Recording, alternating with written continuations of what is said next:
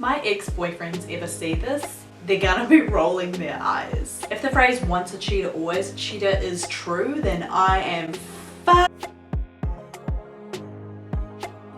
Hey guys, what's up? Welcome back to my channel. If you are new here, my name is Lucy. I am your married AF relationship coach and I help you build long-lasting love, intimacy and connection with your husband. If you like this video and want to see more from me, you can hit subscribe down below at any time. And if you want help to build an epic marriage, you can come and join the Married AF membership where I will leave the links down below. So I can say completely non-ironically that my marriage is amazing. I've known Carl for like 14 years. We've been together 6 or 7 and we've been married just over 3. And we're more in love like every single day. We never get sick of each other. We very rarely disagree. We have amazing sex and we are just as connected now as when we met as teenagers. And before I got together with Carl, I didn't know that it was possible to love and be loved so deeply. I am the self-proclaimed queen of open, healthy communication and setting boundaries, but I can pretty much hear my ex-boyfriends rolling their eyes from here because I wasn't always this good at being in a relationship. Before my husband, I was a cheater. It's worth me putting in a couple of disclaimers at this junction. One, I don't condone cheating in any sense of the word.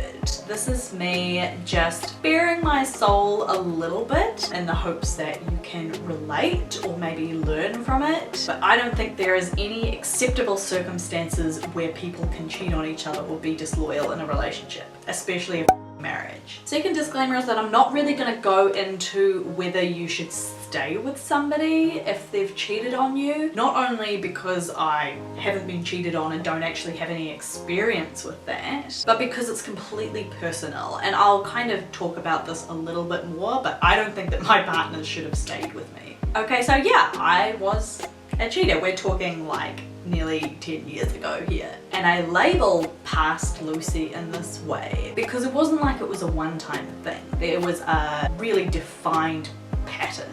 Like when I say it all out loud, it's honestly terrible. I'd be in a relationship with really sweet guys and I would fall into these like wildly intimate conversations with people that weren't my boyfriend. And I think the funniest thing to me now when I tell people that I used to be like this, besides the fact that they're just completely incredulous that that Lucy, like you did that, like what the f. So besides that is that everyone that I tell tries to make excuses for me because they know how epic my marriage is. They know Carl and they know that we would never do that. And so everybody makes these allowances for me, like, oh, you were young, you were hormonal, you didn't know what you were doing. Oh, you were Christian and obviously a bit suppressed, so of course you wanted to break out. Oh, I knew your boyfriends, like whatever, it doesn't matter. Or like, oh, you know, that was a long time ago. And like, yes, to all of that. Like most of that's true. I was still quite young. I probably was pretty sexually repressed for a lot of it, but I knew what I was doing. I knew that I was building these deep emotional ties to people that weren't my boyfriend. Sometimes telling them things that I didn't even tell the person I was in a relationship with. And I was absolutely seeking validation that I was lovable and that I was attractive. In retrospect, I was definitely looking for my needs to be met, where I either consciously or subconsciously knew that my current boyfriend wasn't meeting me in the way that I needed them to.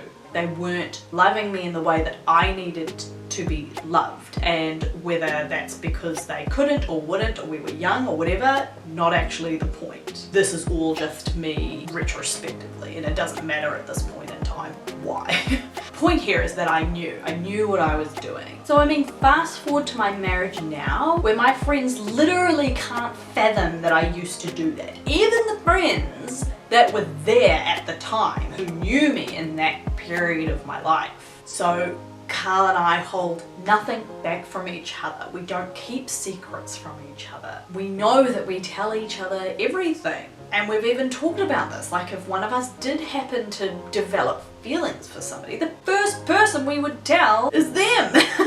We are so close, like emotionally and mentally and physically, and he knows that he has zero competition from people outside of our marriage and vice versa. Like, I know that I have no competition. So how did I get to this place, like where I was no longer a cheater, like where I no longer labeled myself in that way? So the first thing that changed was that I got together with Carl. We were best friends for years before we actually got together, which means I told him everything. He knew everything about me and what I had done with these other people. Like, he knew that I had cheated in past relationships, and he knew that those boyfriends had stuck around when they probably shouldn't have. So when we finally got together after like 6 years of being really close friends, after years of seeing all this happen, knowing this happen, he put his foot down. I remember he said pretty much verbatim that if I ever did that to him, then it was over. Not just the relationship, but he would never talk to me again, because basically that would be saying to him that he was just one of many guys, and that would imply to him that he wasn't actually important to me. And like, damn, imagine having all these boyfriends who just kind of, they knew but then they forgave me anyway, and then it's like, bam, boundaries for the first time ever. So that was like a completely new experience to have somebody that was so open about their boundaries and expectations that I like sat up straight and actually paid attention. Like, oh my god, who is this man that has suddenly come into my love life? The second thing that changed was that before we got into a relationship, we set ground rules for emotional exclusivity. So I recognized, and he knew, that I fell down a very slippery slope when I had intimate emotional relationships with men who weren't my boyfriend. So we set ground rules that we would never keep things from each other, and we would always put each other first when it came to deep emotional conversations. That we would always be the first point of contact for emotional and mental intimacy. I actually wrote a blog post on the importance of emotional exclusivity in your marriage, and I'll link that below. The third thing that changed was that I finally learned how to get my emotional needs met. And I was finally in a relationship where he was willing to meet me in those emotional depths. So this is a completely other video, but if you are getting ready to get married to somebody and you are unsure if he can meet you in the emotional depths that you need to, probably not going to work. Like my previous relationship, I thought we were going to get married, and I was convincing myself that I was happy and that he met my emotional needs when he really, really didn't. But I was trying to convince myself that he did. So I'll do another whole video on that. So like in past relationships, I thought that shouting my opinions counted as communication. But since then, I have learned how to communicate what I need without feeling selfish. You know, understanding that that's what a f***ing marriage is two people meeting each other's most basic and intimate needs for love. So I'm now in this relationship where we both love relentlessly without holding back. He speaks words of affirmation to me every single day and is always asking me what I need to feel loved, and vice versa, of course. So not only have I learnt to